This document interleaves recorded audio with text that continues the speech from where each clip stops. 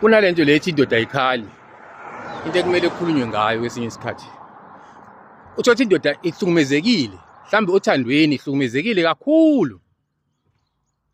Manje ayinayo indawo ezokhala kuyona.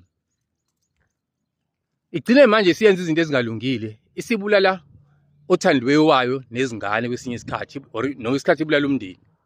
Ngenxa yengcindezi enayo, ngenxa yokuhlukumezeka enako. Ngoba phela asixoxi thina sabantu besilisa ukuthi ngihlukumezekile, uyangihlukumeza umuntu engithandana naye. Izinto ezenzakalayo lezi, kodwa izinto ezifihliwe ezingakhulumeki. Ngoba phela sisabe ihlazo. Ngeke uyoyireport nasemaphoyiseni nje ngihlukunyezwa umuntu engithandana naye ngoba manje bazokuhleka amaphoyisa. Mase kuthiwa uyena uyokureport uzoboshwa manje. Bazokuhleba bathi ayibo hamba lolungisa izinto nomuntu wakho. Yayibona leyo. Kanti kubalekile ke muyinsizwa. Uthola indawo la uzokwazi ukuthi nje kwesinye isikhathi uhambe uyohlala, uthola indawo uyohlala wedwa. Cabanga uma kulento ibhlungu ifuna ukukhipha inyembezi, aziphumi inyembezi.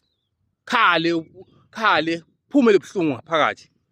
Bese uthola umuntu ozoxoxa naye ngelinye ilanga. Ngoba naku ukuxoxa kwenye indlela yokukhala. Utshengisa ubhlungu ngaphakathi ubukhipha, kodwa kufanele uthole umuntu omthembayo ozokwazi ukuxoxa naye. Nibonisane ngale ndaba. Akunike izeluleko eziright, ungazi wenza into ezingalungile. So nje leli nto yokuthi indoda ayikhali bafowethu izolibulala izwe. Abantu babulawa kangaka nje abantu besifazane nezingane. Iyona lento le kubulawa imindeni nje ngenxa yokuthi indoda ayikhali, kuthiwa indoda ayikhali. Ayikho leyo nto madoda. Kubi manje esikhathini samanje. So kubalekile ukuthola umuntu oxoxa naye, kubalekile ukukhala. Uzobukhiphe ngobuhlungu ngaphakathi, ungazi ubukhiphe ngokuthi ushaya ubulala umuntu.